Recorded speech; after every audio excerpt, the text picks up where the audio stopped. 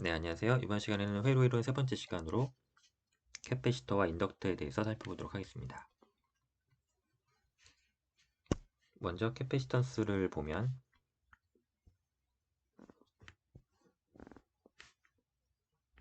먼저 형상은 이렇게 컨덕터판 두 개 사이에 이렇게 컨덕터가 두 개가 이렇게 있고 이 사이에 절연체를 이렇게 채워넣습니다. 이렇게 하고 전극을 연결해주면 이제 여기에 전하를 전기 에너지를 저장할 수가 있는 거죠. 여기는 다이 일렉트릭이라고 하는 절연체가 되고 이 양쪽에는 컨덕팅 플레이트를 위치를 시킵니다. 네, 그러면 이제 이렇게 기호로 표현이 될 텐데 여기에다가 전류를 흘려주면 이제 요 절연체는 이제 전류가 건너갈 수 없기 때문에 이쪽에는 양전하가 모이게 되고 이제 반대쪽에는 음전하가 이렇게 모이게 됩니다. 그래서 전자는 이렇게 이동을 하고 전류는 위에서 아래로 이렇게 이동을 하겠죠. 그러면 전하량은 그 전압의 비례를 하게 되는데 요 비례상수 캐패시턴스를 하나 세우고요. 그러면 전류는 요 전하량의 시간 미분이니까 이렇게 되고 C는 컨스턴트니까 이렇게 표현이 됩니다. 기호로는 이렇게 표현을 하는데 교재에 따라서 여기를 직선 두 개를 쓰는 경우도 있고 이렇게 하나는 곡선으로 하는 경우가 있습니다. 어느 경우도 상관이 없고 이렇게 캐패시터 양단에 전압이 걸리면 이렇게 전류가 흐를 때 이제 파워를 구해보면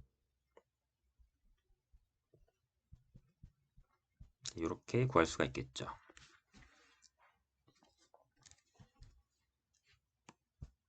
그리고 이 파워를 시간 미분해서 이제 이 축전기에 축전된 에너지를 또 구할 수가 있습니다.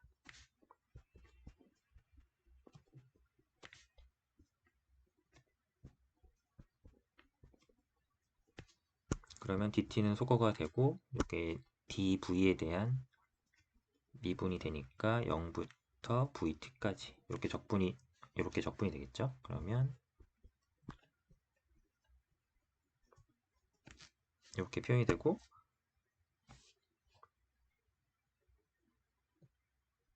아니면 이 v는 q 오버 c니까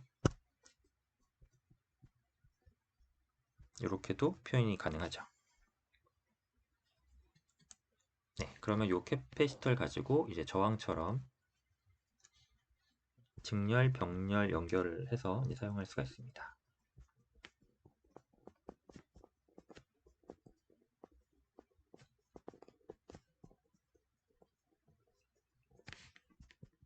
먼저 병렬 연결을 보면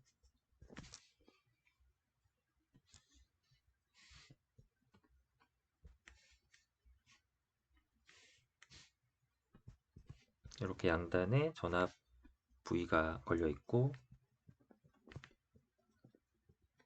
이렇게 병렬로 캐패시터 3개가 있다고 하겠습니다.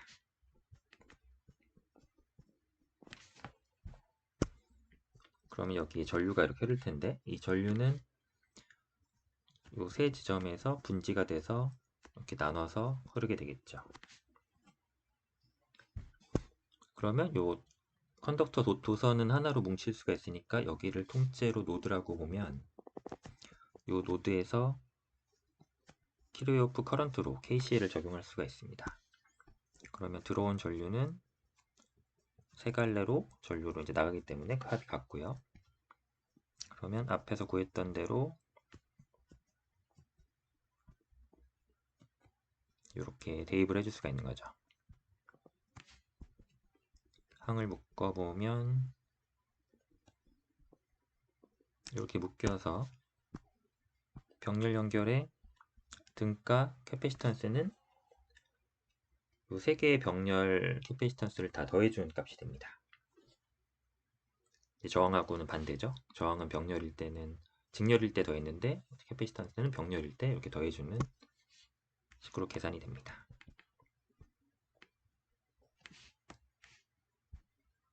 그러면 이번에는 캐패시터를 직렬로 연결하면 또 어떻게 될까요? 이쪽에도 역시 전압을 걸어주면 여기서 전류가 이렇게 나가면서 이번에는 직렬이니까 루프에서 전류는 일정할 거고 이 루프를 따라서 이렇게 세 번의 전압 강화를 이제 경험하게 되겠죠. 그러면 루프에서 키르호프 볼테지로 KVL을 적용하면 V가 V1, V2, V3의 전압 강화의 합과 같게 되고 앞에서 구한 축전기의 성질에 따라서 공식으로 이렇게 유도가 되니까 묶어보면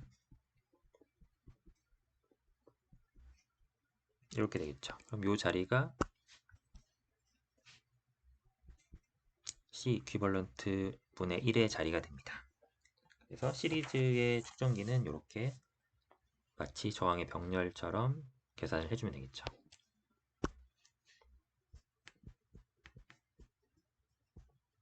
자, 캐패시터스는 이제 끝났고요. 그 다음에는 이제 인덕턴스가 있습니다.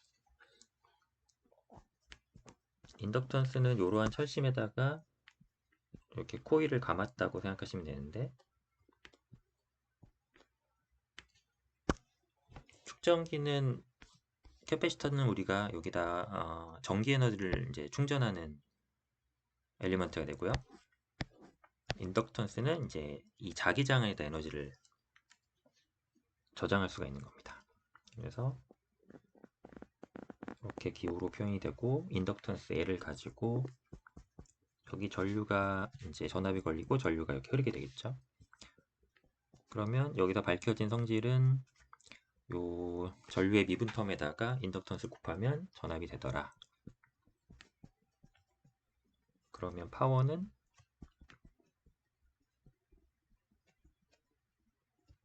또 이렇게 계산이 되겠죠.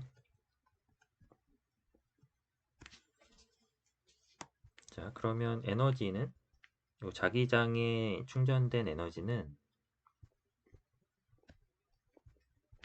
또 파워를 적분해 보면 되는데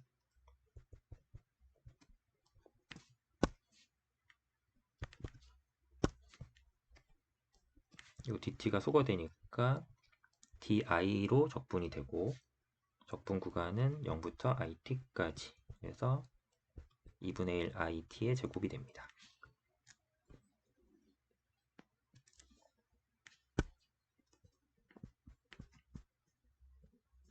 그러면 인덕턴스도 이제 직렬 연결, 병렬 연결을 할 수가 있겠죠.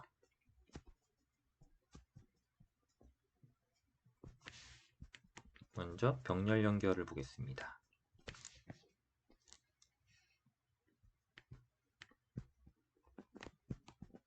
이렇게 인덕터 3개를 병렬로 연결하고 전압을 걸면 이제 전류가 나가면서 세 갈래로 이렇게 분지가 되고요.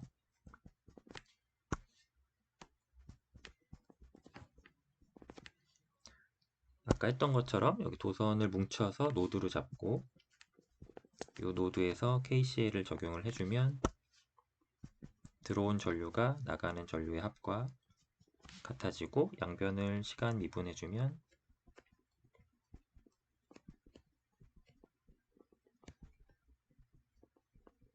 이렇게 되니까 인덕터의 그 공식에서 이렇게 유도가 되겠죠.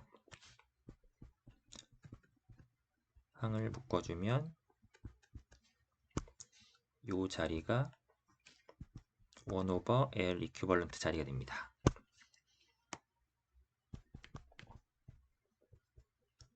인덕터는 또 이제 저항처럼 계산되는 거죠. 시리즈를 보면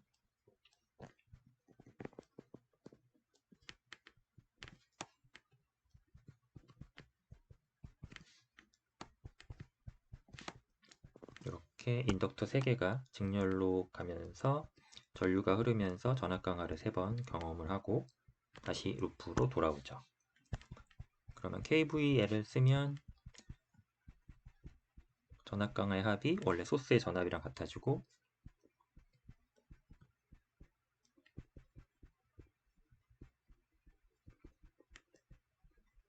이렇게 되니까 항을 묶어서 표현했을 때 이렇게 되고 이 자리가 L 이퀴벌런트가 됩니다. 네. 지난 시간에 이제 저항 회로랑 비교를 해보시면 이제 캐패시터의 경우에는 직렬하고 병렬이 좀 저항이랑 반대로 돼 있고 컨셉이 인덕터 같은 경우는 저항이랑 동일하죠. 직렬은 더하고 병렬은 역수로 더해서 다시 역수를 취하고 이런 식으로 하니까요. 네. 그래서 회로 이론에서 이제 지난 시간에 했던 저항, 그다음에 이번 시간은 캐패시터하고 인덕턴스 이 세 개를 가지고 이제 다양한 회로를 꾸며서 분석을 해볼 수가 있습니다. 그래서 다음 시간부터는 본격적으로 이 회로 이론을 좀 더 자세히 들여다보도록 하겠습니다. 이번 시간 여기까지 하겠습니다. 감사합니다.